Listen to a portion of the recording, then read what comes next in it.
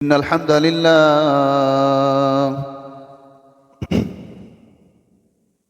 الحمد لله نحمده ونستعينه ونستغفره ونؤمن به ونتوكل عليه ونعوذ بالله من شرور أنفسنا ومن سيئات أعمالنا.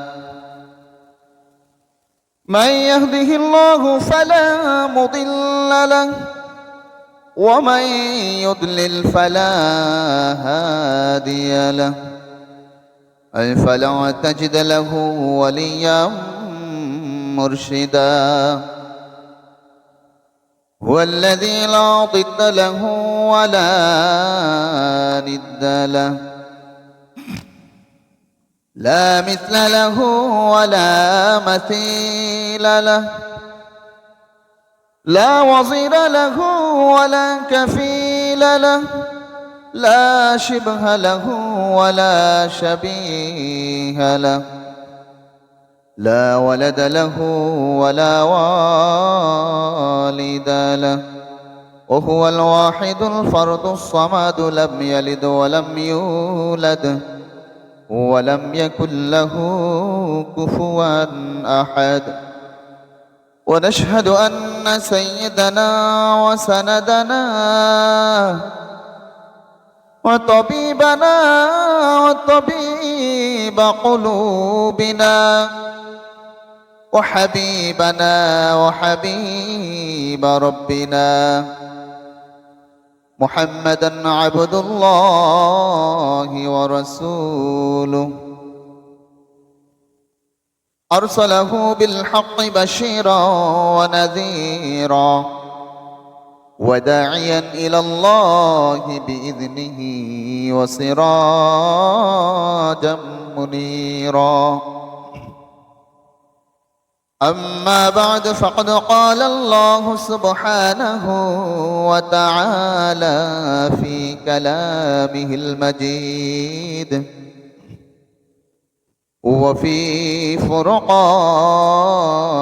الحميد. شغل محبت رشد پڑھنا أعوذ بالله من الشيطان الرجيم. بسم الله الرحمن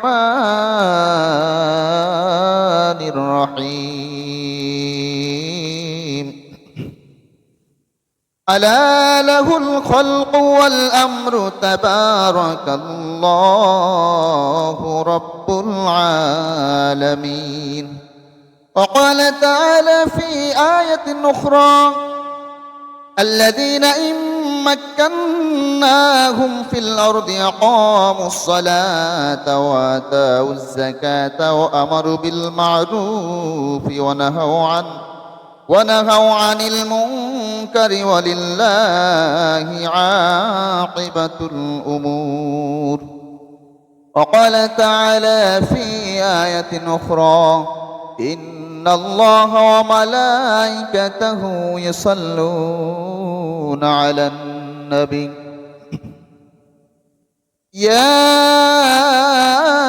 أيها الذين آمنوا صلوا عليه وسلموا تسليما. اللهم صل على سيدنا مولانا محمد وعلى آل سيدنا مولانا محمد. رسول আমার ভালোবাসা রসুল আমার ভালোবাসা রসুল আমার প্রেম বিরহের মূল আলোচনা রসুল আমার কাজে কর্মে অনুপ্রেরণা। আল্লাহুম্মা সাল্লি আলা সাইয়্যিদিনা মাওলানা মুহাম্মদ ওয়া আলা আলি সাইয়্যিদিনা মাওলানা মুহাম্মদ।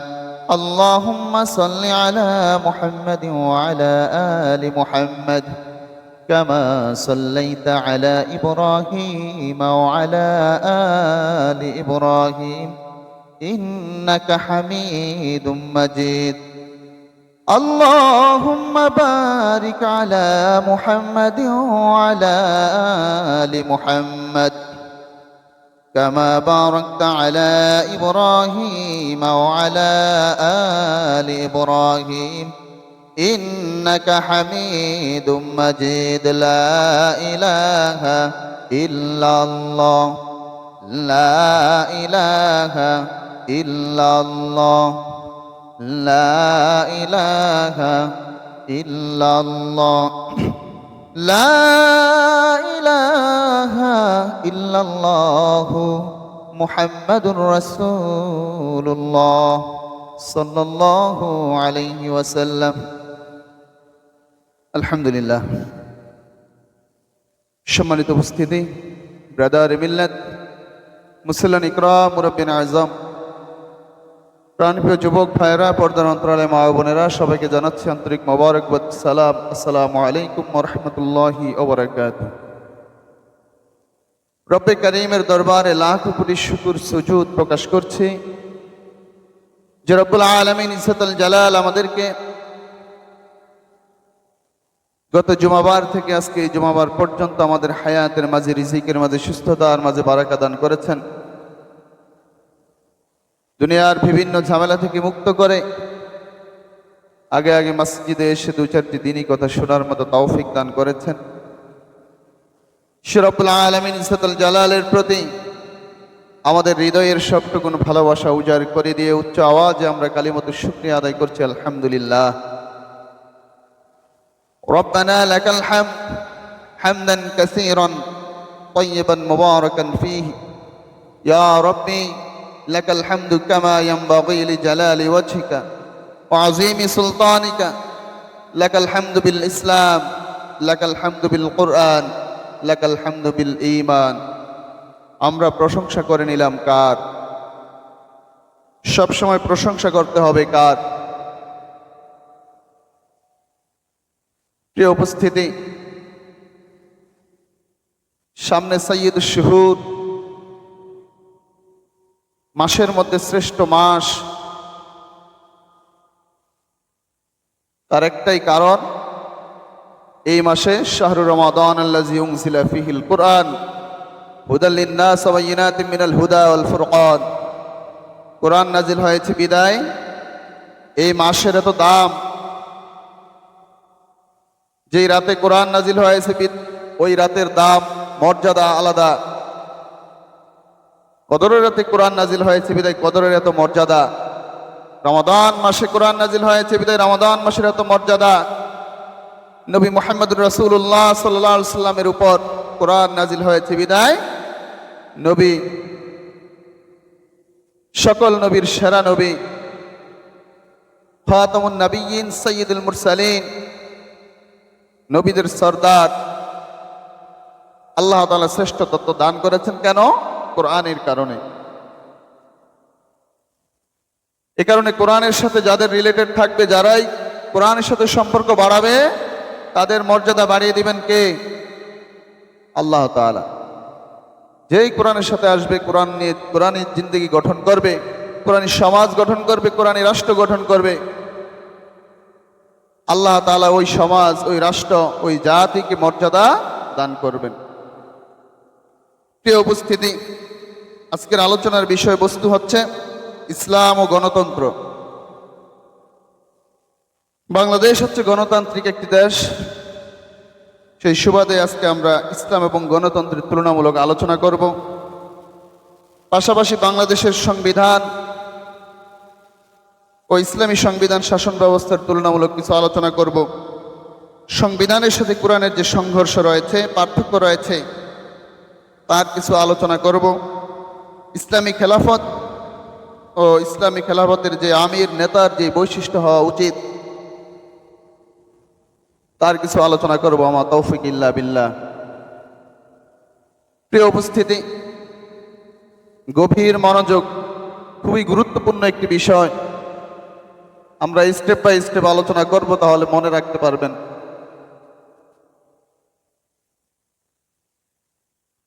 গণতান্ত্রিক শাসন ব্যবস্থা, প্রথমেই যদি গণতন্ত্র বিষয়টা নিয়ে আলোচনা করি, গণতন্ত্র শব্দটি হচ্ছে গ্রিস শব্দ। কি শব্দ?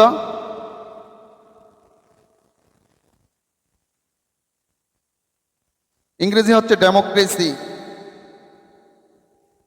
ক্রেসি হচ্ছে দুই ধরনের। ক্রেসি মানে হচ্ছে তন্ত্র বা মতবাদ। ক্রেসি দুই ধরনের, একটা হচ্ছে স্বৈরতন্ত্র বা একনায়কতন্ত্র, আরেকটা হচ্ছে গণতন্ত্র। এই দুইয়ের বাইরে আর কোনো তন্ত্র নাই। গণতন্ত্র, আরেকটা হচ্ছে স্বৈরতন্ত্র বা একনায়কতন্ত্র। এখন একটা রাষ্ট্র গঠন করতে হলে একটা রাষ্ট্রের মধ্যে অনেকগুলো বিষয় প্রয়োজন। তার মধ্যে প্রধান 4টি মৌলিক বিষয় রয়েছে। একটি রাষ্ট্র যদি আপনি গঠন করতে যান, সর্বপ্রথম একটা নির্দিষ্ট ভূখণ্ড লাগবে, একটা নির্দিষ্ট জায়গা লাগবে, ভূখণ্ড লাগবে। এরপর জনসমষ্টি অর্থাৎ জনগণ লাগবে। কি লাগবে? জনগণ। এরপর ওই ভূখণ্ডের স্বাধীনতা, সার্বভৌমত্ব লাগবে। কি লাগবে? সার্বভৌমত্ব। এরপর হচ্ছে একটা সংঘবদ্ধ সরকার লাগবে। এই 4টা বিষয়ের উপর একটা রাষ্ট্র দাঁড়িয়ে থাকে। তো রাষ্ট্রের এই 4টি বৈশিষ্ট্যের মধ্যে অন্যতম উপাদান হচ্ছে জনগণ। আর এখান থেকেই এই আধুনিক গণতন্ত্রের যাত্রা শুরু। আধুনিক গণতন্ত্রের যে গুরু আব্রাহাম লিঙ্কন 1863 সালে তার গ্যাটিসবার্গের যে ভাষণে তিনি ঐতিহাসিক ভাষণ দিয়েছিলেন, যেটাকে তারা ঐতিহাসিক মনে করেন। Democracy is the government of the people, by the people and for the people. সংজ্ঞা দিয়েছেন তিনি, গণতন্ত্র হচ্ছে জনগণের দ্বারা তৈরি, জনগণের জন্য, জনগণের শাসন ব্যবস্থা, একটি শাসন পদ্ধতি, একটি সংবিধান। তাহলে 3টা কথা এখানে বলা হলো। কার দ্বারা তৈরি? জনগণ দ্বারা তৈরি আইন, জনগণের জন্য, এবং জনগণকে পরিচালনার শাসন পদ্ধতির নাম হচ্ছে ডেমোক্রেসি বা গণতন্ত্র। কথা কি ক্লিয়ার? ডেমোক্রেসির সংজ্ঞা আমরা জানলাম, আধুনিক সংজ্ঞা। এই মতবাদ সম্পূর্ণ একটা কুফরি মতবাদ।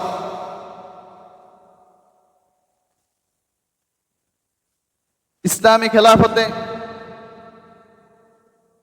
কোন জনগণ আইন বানাতে পারে না। আইন হবে কার? আল্লাহর। আল্লাহর আইনে মানুষকে চলতে হবে। মানুষ স্বাধীনতা যেই শব্দ আমরা ব্যবহার করি, এই স্বাধীনতার মধ্যেও সমস্যা রয়েছে। সহযোগ অধীনতা। স্বাধীনতা সহ মানে হচ্ছে নিজের অধীনে থাকা, যে আমি কারো অধীনে না, কারো আইন আমি মানি না, অর্থাৎ নিজের অধীনে আমি চলি, এটাকে বলা হয় স্বাধীন। নিজ অধীনে যে থাকে তাকে কি বলা হয়? স্বাধীন। তাহলে নিজ অধীনে থাকা মানে একটা পাগলের মতো। পাগল তার নিজের অধীনে থাকে, যা ইচ্ছে সে তাই করে, কোনো আইন কানুন সে মানে না। তো স্বাধীনতার নামে যেই শব্দগুলো, পশ্চিমা শব্দগুলো আমাদের মধ্যে ঢুকানো হয়েছে, এই গণতন্ত্র অর্থাৎ জনগণের তন্ত্র, জনগণের মতবাদ, জনগণের আইন, জনগণের উপর অধীনতা, এই ধরনের যে শব্দগুলো আমাদের মধ্যে কৌশলে ঢুকিয়ে দেওয়া হয়েছে, তো সেগুলো হচ্ছে ডেমোক্রেসি। এই ডেমোক্রেসি হচ্ছে একটা কুফরি মতবাদ এবং এটা সম্পূর্ণরূপে হারাম। এখন এর অধিকাংশই আমাদের দেশে যে সংবিধান রয়েছে, এটাও এই ডেমোক্রেসি, আধুনিক ডেমোক্রেসিরই একটা রূপ, তবে এখানে মিশানো হয়েছে। ডেমোক্রেসি যদি ইহুদি খ্রিস্টানদের হাতে পড়ে তাহলে সেটা পুরোপুরি তাদের মতবাদ ঢুকে সেটার মধ্যে, অর্থাৎ পুরোপুরি কুফরি মতবাদ সেটার মধ্যে ঢুকে। আবার যখন মুসলিম দেশে, মুসলমান সংখ্যাগরিষ্ঠ দেশে ঢুকে ডেমোক্রেসি, সেখানে এটার মধ্যে জগা খিচুড়ি একটা অবস্থা, সব কিছু থাকে এটার মধ্যে, কিন্তু এটাতে ইসলাম প্রতিষ্ঠা সম্ভব না, কারণ কোরআনের সাথে অনেক সাংঘর্ষিক বিষয়ের মধ্যে রয়েছে। প্রিয় উপস্থিতি, তাহলে এই গণতন্ত্র কুফরি মতবাদ এটা কেন হারাম? হারাম এই কারণেই, কারণ জনগণ এখানে আল্লাহর আসনে বসে, বলেন নাউজুবিল্লাহ। ইসলামিক খেলাফতে সকল ক্ষমতার উৎসকার আল্লাহর, আর এই গণতান্ত্রিক যে সংবিধান সেখানে বলা হয়ে থাকে সকল ক্ষমতার উৎস হচ্ছে জনগণ। জনগণের ভোটের মাধ্যমে নির্বাচিত যে সরকার হয়, সেই সরকার যত আইন করে সেই আইনগুলো কি আল্লাহ রচিত না মানব রচিত? মানুষের দ্বারা তৈরি। এখন আপনার ভোটে নির্বাচিত হলো একজন পতিতা, একজন সমকামী, একজন মদখোর, গাঁজাখোর, শরীয়তের হুকুম আহকাম যে মানে না।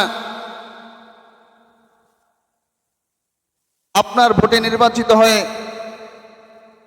সংসদে গিয়ে কোরআনের বিরুদ্ধে আইন রচনায় সে হা ভোটে সে যুক্ত হয়, তখন সে যতগুলো পাপ কাজ করে সেই পাপের ভাগীদার আপনিও হয়ে থাকেন, যেহেতু আপনার ভোটের মাধ্যমে সে নির্বাচিত হয়েছে। প্রিয় উপস্থিতি, তো গণতন্ত্র এ কারণেই হারাম। আপনার ট্যাক্সের টাকা দিয়ে এখানে বাজেট পাস হয়, হাজার হাজার কোটি, লক্ষ কোটি টাকার বাজেট পাস হয় আপনার ট্যাক্সের টাকা দিয়ে, ঘাম জড়ানো টাকা, প্রবাসীদের রেমিটেন্সের টাকা, আপনি যে ট্যাক্স দেন, দ্রব্যমূল্যের দাম বাড়িয়ে আপনার কাছ থেকে যে অর্থ নেওয়া হয়, এই অর্থ দিয়ে যে বাজেট পাস হয়, সেই বাজেট আপনি হয়তো জানেনও না। সেই বাজেট ওই মদের লাইসেন্সের ক্ষেত্রে ব্যবহার হয়, জুয়ার লাইসেন্সের ক্ষেত্রে ব্যবহার হয়, সংস্কৃতি মন্ত্রণালয় যেখানে ইসলাম বিবর্জিত যত কাজ রয়েছে সেখানে যত কর্মচারী তাদের বেতন ভাতা দেওয়া হয় আপনার এই বাজেট থেকে, আপনার এই ট্যাক্সের টাকা দিয়ে। এমনিভাবে রাষ্ট্রের প্রতিটা সেক্টরে সেক্টরে আপনার এই টাকা বিভিন্ন খাতে ঢুকে, যেখানে শরীয়ত বিবর্জিত অনেক কাজ হয়ে থাকে, কিন্তু আপনি সেটা জানেনও না। আপনার ঘাম জড়ানো পয়সা। এই কারণেই গণতন্ত্র হচ্ছে হারাম। একজন গায়ক গায়িকা সংসদে গিয়ে আইন পাশ করে, আইন বানায়, মূর্খ, গণ্ড মূর্খ। দেশের শত শত আলেম, দেশের শত শত বিচক্ষণ মানুষ, তারা এই সংবিধানের কাছে বাধ্য থাকে, অথচ আইন প্রণয়ন করলো কে? সমাজের সবচেয়ে নিকৃষ্ট একটা মানুষ, যে নাকি আপনার ভোটে নির্বাচিত হয়ে সংসদে গিয়েছে।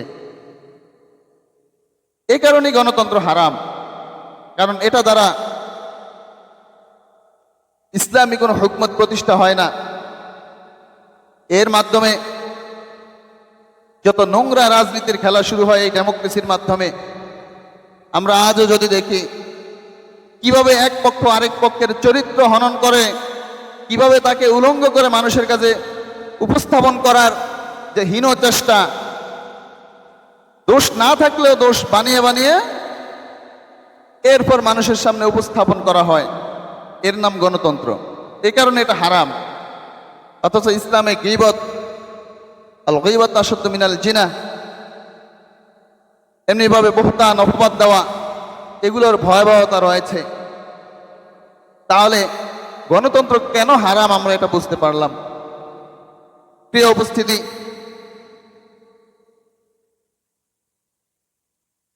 তাহলে আমরা বুঝতে পারলাম এই গণতন্ত্র দিয়ে ইসলাম কখনো প্রতিষ্ঠা সম্ভব হয় না। গণতান্ত্রিক কাঠামোর মধ্যে থেকে ইসলাম কখনো প্রতিষ্ঠা সম্ভব হয় না।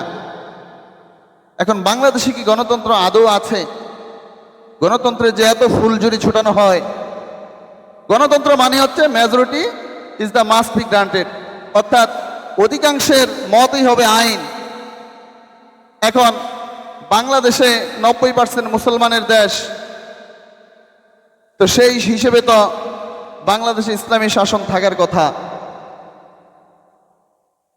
এমনও দেখা যায় এই মেজরিটি হয়ে গেছে বাংলাদেশের সংখ্যালঘু। মুসলমানরা কোনো একটা বিপদে পড়লে, মামলায় পড়লে দেখা যায় যে তাদের কি পরিমাণ ব্যাগ পেতে হয় সেখান থেকে উদ্ধার পাওয়ার জন্য, আর একটা ইহুদি, খ্রিস্টান বা অন্য ধর্মের তাদের কতটুক ব্যাগ পেতে হয়, খুব সহজে তারা বেরিয়ে যায়। তার মানে এখানে কি গণতন্ত্র চলতেছে? যদি গণতন্ত্র মতবাদ এমনি কুফরি, তারপরে যদি সেই কুফরি মতবাদকে যদি ধরি, তাও কিন্তু এটা একটা প্রতারণা। তার মানে আমরা বুঝতে পারলাম এই গণতন্ত্রের নামে যেই তন্ত্রমন্ত্র আমাদেরকে দেওয়া হয়েছে, চাপিয়ে দেওয়া হয়েছে, সেই ব্রিটিশদের থেকে শুরু করে পশ্চিমারা যেই গণতন্ত্র আমাদের উপর চাপিয়ে দিয়েছে, এটা একটা প্রতারণার ফাঁদ, যাতে যে কোনো মূল্যে, যে কোনো সময়, যে কোনো দেশকে আক্রমণ করা সম্ভব হয়। যে এই দেশে গণতন্ত্র নাই, এরা মানবাধিকার লঙ্ঘন করছে, নারী অধিকার দেয় না, শিশু অধিকার দেয় না, এগুলো আক্রমণ করো।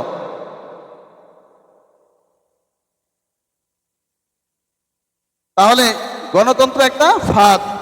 অথচ যারা এই মানবাধিকার স্লোগান দেয়, শিশু অধিকার, নারী অধিকারের স্লোগান দেয়, আজকে আমরা দেখি তাদের অবস্থা কত ভয়াবহ।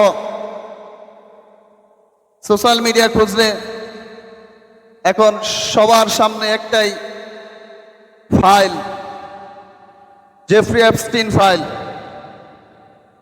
জেফ্রি এপস্টিন ফাইল, এটা কিন্তু আজকে আমাদের সামনে আসার কথা ছিল না, আরো আগেই আসার কথা ছিল। ইচ্ছা করে এটা ছাড়া হয়েছে। 2019 সালে যে সুইসাইড করেছিল আমেরিকার একজন বিলিয়নিয়ার, যে নারী পাচারের সাথে জড়িত ছিল, শিশু, নারী কর্মী, যৌনকর্মী সে সাপ্লাই দিত বড় বড় বিলিয়নারদের কাছে। বিলিয়ন বিলিয়ন অর্থের মালিক যারা, তারাই ছিল তার খরিদ্দার। আলাদা একটা দ্বীপ ছিল তার। আজকে আমরা দেখি তার সেই ফাইল যুক্তরাষ্ট্রের আদালত প্রকাশ করেছে, যে ফাইলের মধ্যে 35 লক্ষ পৃষ্ঠার নথি রয়েছে, ভিডিও ফুটেজ রয়েছে 2000-এর উপরে, যেখানে গণতন্ত্রের গুরু যারা রয়েছেন প্রত্যেকেই তার সাথে জড়িত। আমরা এমন কোনো প্রভাবশালী নাম দেখি না পশ্চিমাদের মধ্যে। সেই ডোনাল্ড ট্রাম্প থেকে শুরু করে বিল ক্লিন্টন, এমনিভাবে বিল গেটস,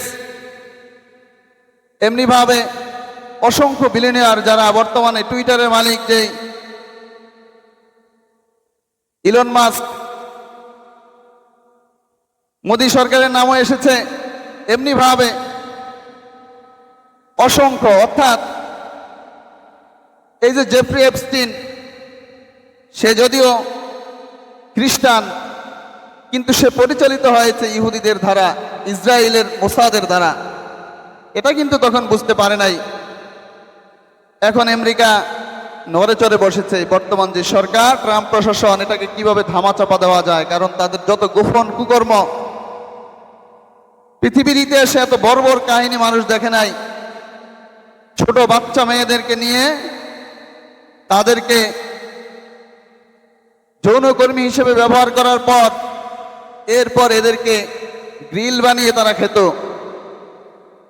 বিভিন্নভাবে পুড়িয়ে বিভিন্নভাবে অমানবিক নির্যাতন করে করে এরা উপভোগ করত। সেই ভিডিও আজকে প্রকাশ পাচ্ছে। তো তারা মানবাধিকারের স্লোগান দেয়, শিশু অধিকারের স্লোগান দেয়, নারী অধিকারের স্লোগান দেয়। এই হচ্ছে তাদের আসল রূপ। প্রিয় উপস্থিতি, তার মানে হচ্ছে আমাদের যেই গণতন্ত্র আমরা দেখছি এটা একটা ফাঁদ। আর ইসরায়েলের হাতে এখন সেই ফুটেজ, এমন অসংখ্য বিশ্ব নেতার ফুটেজ সেখানে আছে। এই কারণে ইসরায়েলের এত শক্তি, তারা মানুষকে বাধ্য করে যে চরিত্রের চাবিকাঠি কিন্তু তাদের হাতে। আজকে ইরানে হামলা করা হচ্ছে না কেন? এই কারণে এই ভিডিও ফুটেজ প্রকাশ পাচ্ছে আমেরিকার। এই হচ্ছে অবস্থা। প্রিয় উপস্থিতি, তাহলে ডেমোক্রেসির নামে চলছে একটা প্রতারণা।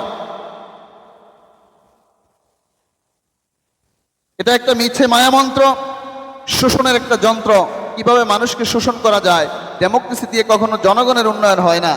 যদিও বলা হয় এটা জনগণ সকল ক্ষমতার উৎস এখানে, কিন্তু জনগণ এখানে নিঃশেষিত হতে থাকে।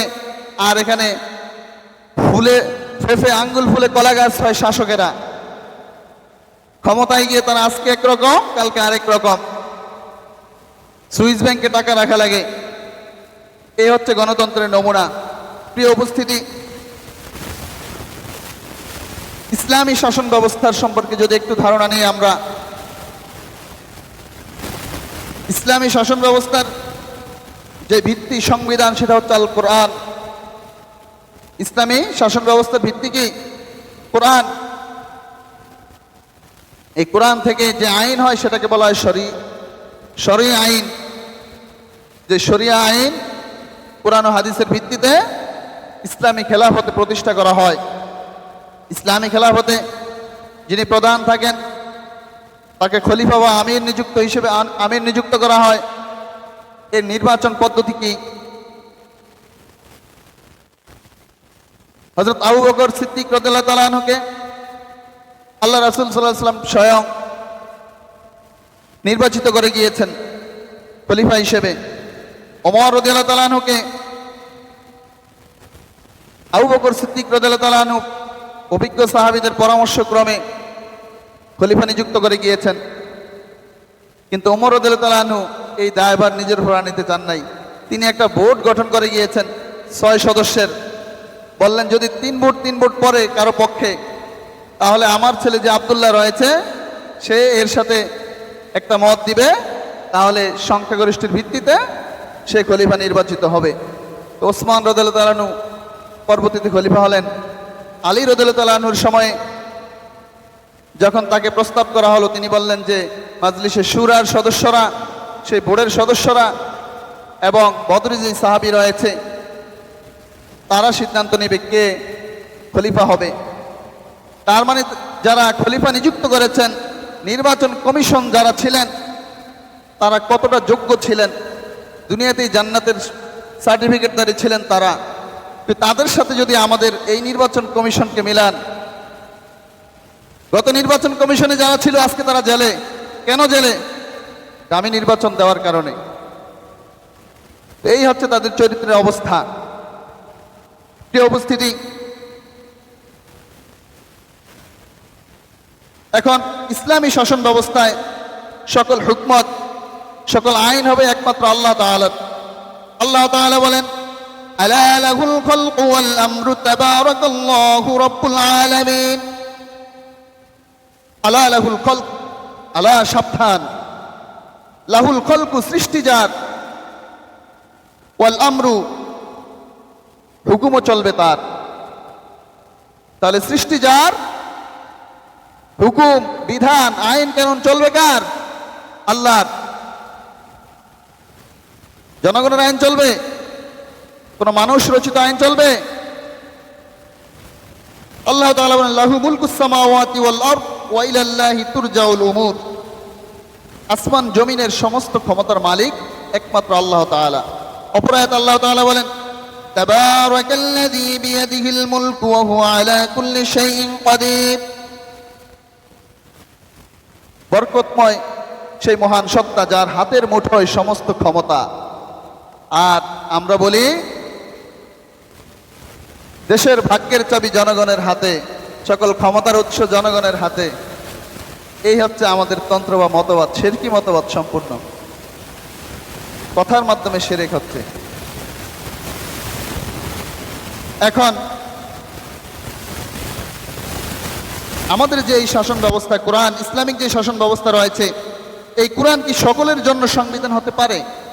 অর্থাৎ একটা রাষ্ট্রে বিভিন্ন ধর্মের মানুষ থাকে, বিভিন্ন গোত্রের মানুষ থাকে, এখন সকলের জন্য কি কোরআন সংবিধান হবে? বিধর্মীরা কি করবে? তারাও কি কোরআন আইন অনুযায়ী চলবে? প্রশ্ন আসতে পারে না? কারণ আপনি এখন কোরআনের আইন যদি বাস্তবায়ন করতে যান, বিধর্মীরা বাধা দিবে না? অন্য ধর্মে যারা আছে তারা বাধা দিবে না? প্রশ্নের উত্তর আল্লাহ তাআলা দিয়ে দিয়েছেন। প্রথমত, এটা মুত্তাকিদের জন্য হেদায়েত আল্লাহ তাআলা ঘোষণা দিয়েছেন।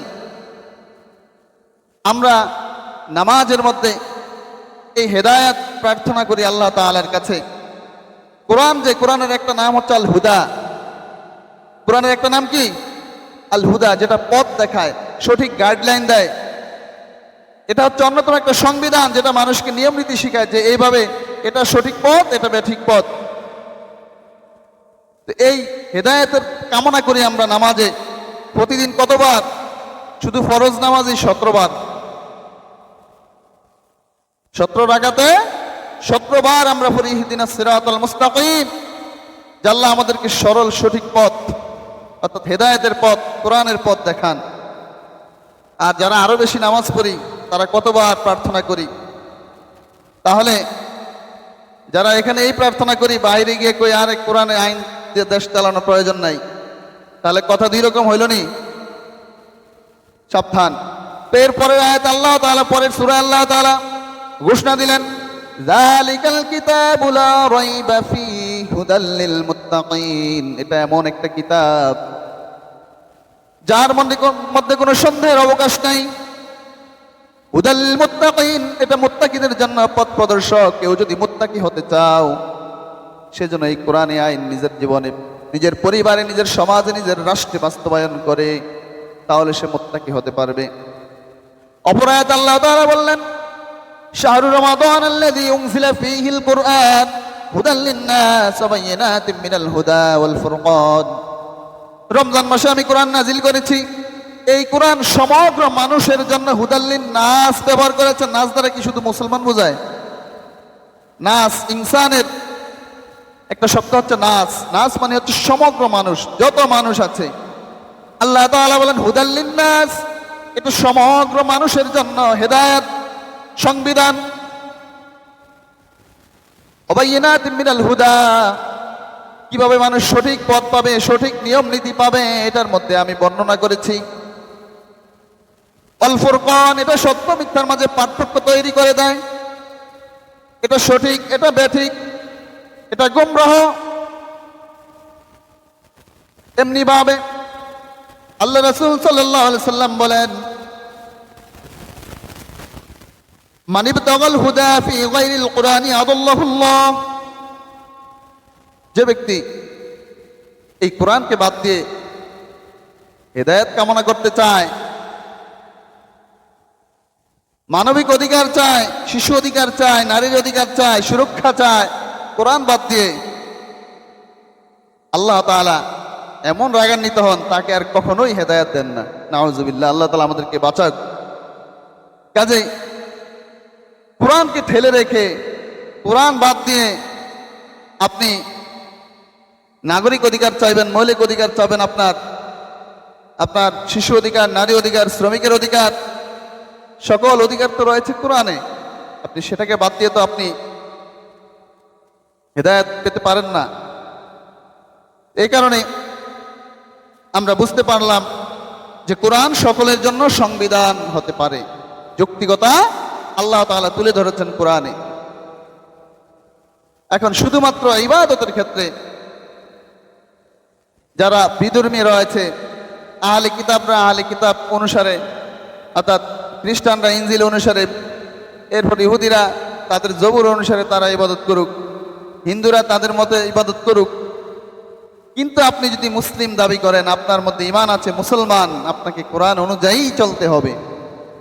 এমন না যে আমি মুখে বললাম আমি মুসলমান, কিন্তু বাস্তবে আপনি কোরআনের কোনো আইন মানলেন না, এমনটা হতে পারে না।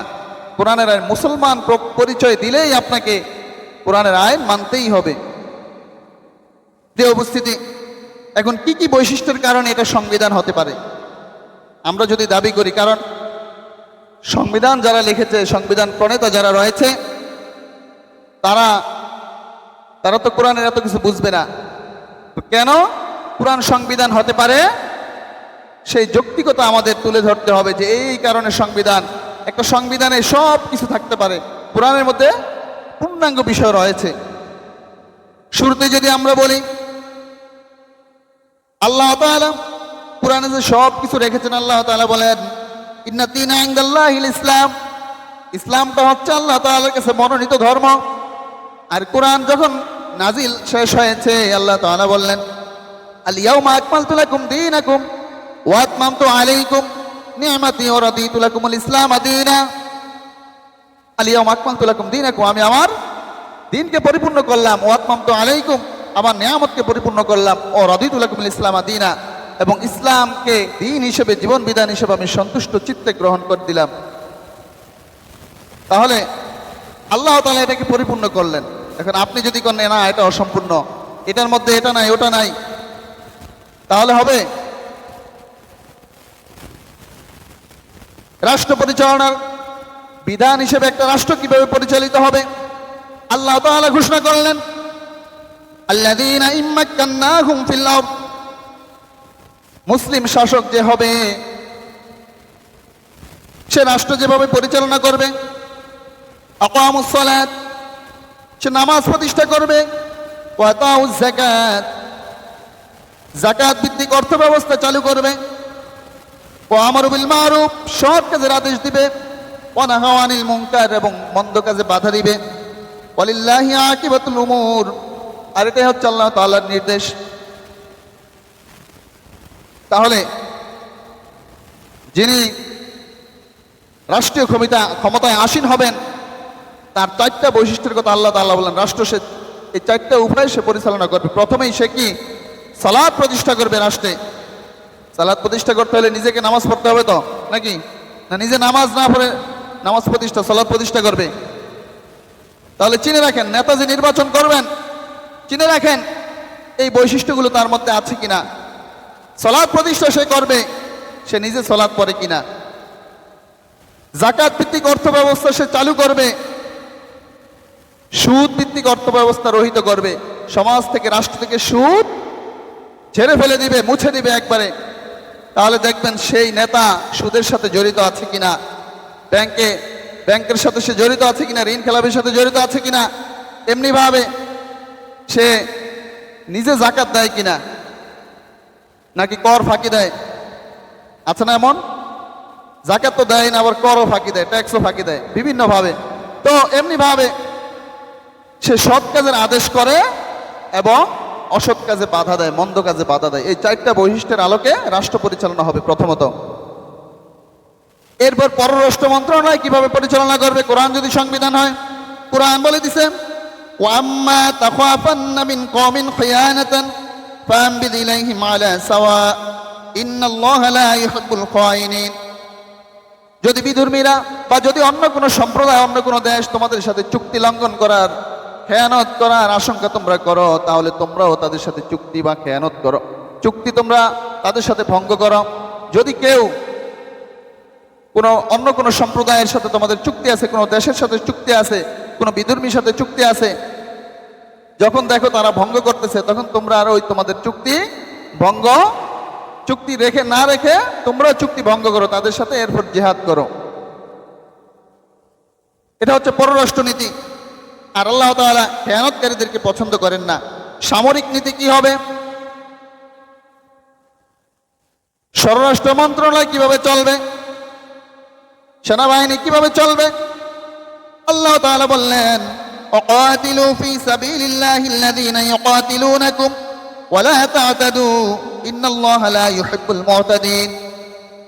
আর তোমরা যুদ্ধ করো ফি সাবিলিল্লাহ, আল্লাহর রাস্তায়, আল্লাহর দ্বীন প্রতিষ্ঠার জন্য। আল্লাযীনা ইউকাতিলুনাকুম, যারা তোমাদের সাথে যুদ্ধে অবতীর্ণ হয়।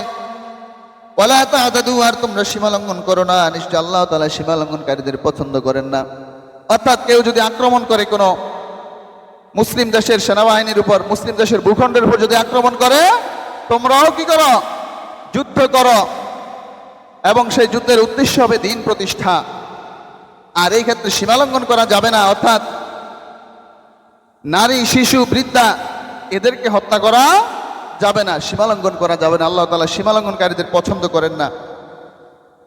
এমনি ভাবে অর্থনীতি, অর্থ মন্ত্রণালয় কিভাবে পরিচালনা হবে, আল্লাহ তাআলা বলে দিলেন, ওয়াহাল্লাল্লাহুল বাই'a ওয়া হাররামা রিবা।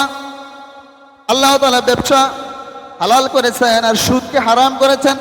অর্থাৎ ব্যবসায়িক নীতি যাকাত ভিত্তিক অর্থ ব্যবস্থা চালু করবে এবং সুদ ভিত্তিক অর্থ ব্যবস্থা সমাজ থেকে রহিত করবে, রাষ্ট্র থেকে রহিত করবে। শিক্ষানীতি কেমন হবে? আজকে আমাদের শিক্ষার মধ্যে বিভিন্ন সমকামিতা, যৌনতা ঢুকিয়ে আমাদের কোমলমতি সন্তানদের নষ্ট করে দেওয়া হচ্ছে।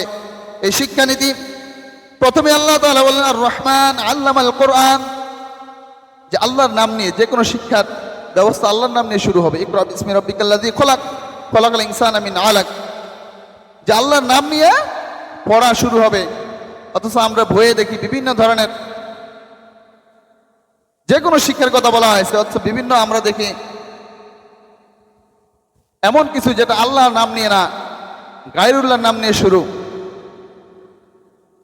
তাহলে শিক্ষানীতির সংস্কার ইসলাম শিখিয়েছে। এরপর সংস্কৃতি মন্ত্রণালয় কিভাবে পরিচালনা হবে, আল্লাহ তাআলা বললেন, ইয়া বানি আদম ক্বাদ আনজালনা আলাইকুম লিবাসান ইউয়ারি সাওআতিকুম ওয়া রিশা ওয়া লিবাসুত তাকওয়া যালিকা খায়র।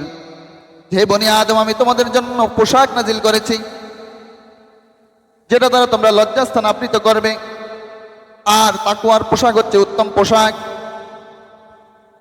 এরপর আল্লাহ তাআলা বললেন, ইয়া বানি আদম লা ইফতিনান্নাকুম ওয়াশ-শাইতানু কামা আখরাজা আবাওয়াইকুম মিনাল জান্নাতি ইয়ানজিউ আনহুমা লিবাসাহুমা লিউরিয়াহুমা সাওআতিহিমা।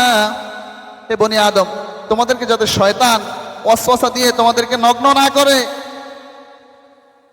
আজকে কে কিভাবে কতভাবে উলঙ্গ হতে পারে সেই প্রতিযোগিতা চলছে আমাদের পোশাকের মধ্যে। পশ্চিমা কালচারের পোশাক আমরা আগ্রহ করে আমাদের সন্তানদের কিনে দেই, অমুক মডেলে এভাবে পড়ছে, তমুক মডেলে এভাবে পড়ছে, আমার সন্তানকে আমিও আগ্রহ করে ওইভাবে পোশাক আশাক কিনে দেই। খুব সাবধান, আল্লাহ তাআলা ঘোষণা দিয়েছেন যে শয়তান যাতে তোমাদেরকে এভাবে প্রতারিত করতে না পারে। যেমনিভাবে প্রতারিত করেছিল তোমাদের বাবা মা, সে আদম এবং হাওয়া আলাইহিস সালামকে জান্নাতের পোশাক সে ওয়াসওয়াসা দিয়ে খুলে ফেলেছিল। কাজেই এই পোশাকের দেউলিয়াপনায় আমাদের থাকলে চলবে না। প্রিয় উপস্থিতি, তাহলে আমাদের সংস্কৃতি হবে ইসলামী সংস্কৃতি। এমনিভাবে দেওয়ানি সম্পদ বন্টন নীতি, কিভাবে সম্পদ বন্টন হবে আল্লাহ তাআলা তাও শিক্ষা দিলেন। ইউসিকুমুল্লাহু ফি আওলাদিকুম লিয-যাকারি মিসলু হাজ্জিল উনসায়াইন। আল্লাহ তাআলা মেরাজ কিভাবে বন্টন হবে এই আয়াতে পুরো বিস্তারিত আল্লাহ তাআলা বর্ণনা করে দিলেন। এক ছেলে দুই কন্যার সমান সম্পত্তি পাবে। এমনি ভাবে যে ব্যক্তি নিঃসন্তান অবস্থায় সম্পদ রেখে গেছে, কোনো সন্তান নাই, কিন্তু তার সম্পদ কিভাবে হবে আল্লাহ তাআলা সেই ব্যাপারে কালালার আয়াত নাজিল করে দিয়েছেন। আল্লাহ তাআলা বলেন, ইস্তাফতুনাকা কুলিল্লাহু ইফতিকুম ফিল কালালা, যে মানুষ আপনাকে কালালা সম্পর্কে জিজ্ঞাসা করবে, যে নিঃসন্তান কিন্তু সম্পদ রেখে গেছে, তার সম্পদের কি হবে, সেই বন্টন নীতি আল্লাহ তাআলা শিক্ষা দিয়ে গেলেন। এমনি ভাবে নৈতিকতা, ফৌজদারি আইন, আলাদা আলাদাভাবে ফৌজদারি আইন, দণ্ডবিধির আইন, বিচার আল্লাহ তাআলা উল্লেখ করে দিলেন। চুরির ব্যাপারে আল্লাহ তাআলা বললেন, ওয়াস-সারিকু ওয়াস-সারিকাতু ফাকতাউ আইদিয়াহুমা জাযাআন বিমা কাসাবা নাকালাম মিনাল্লাহ আল্লাহু আজিজুন হাকীম। চোর এবং চুরির হাত কেটে দাও, এটা আল্লাহ তাআলার বিধান। একটারে কাটলে 10টা ঠিক হয়ে যাবে। এমনিভাবে জিনার শাস্তি আল্লাহ তাআলা বর্ণনা করে দিলেন। এমনিভাবে হত্যার শাস্তি, কুতিলা আলাইকুমুল কিসাস ফিল কতলা আল হুররু বিল হুররি ওয়াল আবদু বিল আবদি ওয়াল উনসা বিল উনসা, কিসাসের আয়াত আল্লাহ তাআলা নাজিল করে দিলেন। আর আজকে একজন খুন করেও 20 বছর সে বেঁচে থাকে, অর্থাৎ তার বিচার হইতে হইতে সে 20 বছর আরো বাঁচে। এই হচ্ছে অবস্থা আমাদের বিচার বিভাগের। এমনিভাবে নৈতিকতা শিখায় ইসলাম। আল্লাহ তাআলা বললেন, হুররিমাত আলাইকুম উম্মাহাতুকুম ওয়া বানাতুকুম ওয়া আখওয়াতুকুম ওয়া আম্মাতুকুম ওয়া খালাতুকুম ওয়া বানাতুল আখি ওয়া বানাতুল উখতি। এই আয়াত আল্লাহ তাআলা 14 জন মাহরাম যে নারী রয়েছে তাদেরকে বিয়ে করা হারাম আল্লাহ তাআলা ঘোষণা করে দিলেন। এটা নৈতিকতার বিষয়। অমুসলিমদের অধিকারের ব্যাপারে আল্লাহ তাআলা বিধান নাজিল করেছেন। এমনিভাবে মানবাধিকার আল্লাহ তাআলা বলেন, মান ক্বাতালা নাফসান বিগাইরি নাফসিন আও ফাসাদিন ফিল আরদি ফাকান্নামা ক্বাতালান নাস জামিআ ওয়া মান আহইয়া ফাকান্নামা আহইয়ান নাস জামিআ। অর্থাৎ যে ব্যক্তি কোনো মানুষকে অন্যায়ভাবে হত্যা করলো সেজন্য পুরো জাতিকে হত্যা করলো, আর যে ওই মানুষকে বাঁচিয়ে রাখলো সেজন্য পুরো জাতিকে বাঁচিয়ে রাখলো। এমনিভাবে নারী অধিকার, মোহর সংক্রান্ত বিষয়, তালাক সংক্রান্ত বিষয় পুরো সূরায় আল্লাহ তাআলা নারীদের নিয়ে নাজিল করে দিলেন। শিশু অধিকার, এমনিভাবে শিশু অধিকার সম্পর্কে আল্লাহ তাআলা বলেন, ওয়াইদাল মাউউদাতু সুইলাত বিআইয়ি যামবিন কুতিলাত, যে সেদিন জিজ্ঞাসা করা হবে কেন ভ্রূণ হত্যা করা হয়েছিল, আবার জিজ্ঞাসা করা হবে জীবন্ত না শিশুদেরকে কেন হত্যা করা হয়েছিল। কাজেই ইসলামের মধ্যে সব কিছু রয়েছে কোরআনের মধ্যে। পরিপূর্ণ সংবিধান কোরআন হতে পারে, কোরআন ছাড়া অন্য কোনো সমাধান আমরা দেখছি না। সমাধান চাও যদি জীবনে মরণে, ফিরে যাও খুঁজে নাও চোখ রাখো কোরআনে। সমাধান চাও যদি জীবনে মরণে, ফিরে যাও খুঁজে নাও চোখ রাখো কোরআনে। তবেই পাবে সুখ শান্তির ঠিকানা, তবেই পাবে সুখ শান্তির ঠিকানা, যদি মেনে নাও তুমি মনে প্রাণে। সমাধান সমাধান চাও যদি জীবনে মরণে, ফিরে যাও খুঁজে নাও চোখ রাখো কোরআন। এ তো চির অম্লান চির মুক্তির ডাক, এ যে মুহাবানী খোদারি কালাম পাক। এ তো চির অম্লান চির মুক্তির ডাক, এ যে মুহাবানী খোদারি কালাম পাক। এই দুনিয়া আর সেই দুনিয়া, এই দুনিয়া আর সেই দুনিয়া, মুক্তি পাবে তুমি দোজাহানে। সমাধান সমাধান চাও যদি জীবনে মরণে, ফিরে যাও খুঁজে নাও চোখ রাখো কোরআনে। সমাধান ও সমাধান। এ বাণী সকলের নয় শুধু মুমিনের, যারাই চলবে মেনে ফল পাবে কোরআনের। এ বাণী সকলের নয় শুধু মুমিনের, যারাই চলবে মেনে ফল পাবে কোরআনে। ঘরে বলো কিবা রাষ্ট্রে বলো, ঘরে বলো কিবা রাষ্ট্রে বলো, অশান্তি দূর করে শান্তি আনে। সমাধান সমাধান চাও যদি জীবনে মরণে, ফিরে যাও খুঁজে নাও চোখ রাখো কোরআনে। সমাধান চাও যদি জীবনে মরণে, ফিরে যাও খুঁজে নাও চোখ রাখো কোরআনে।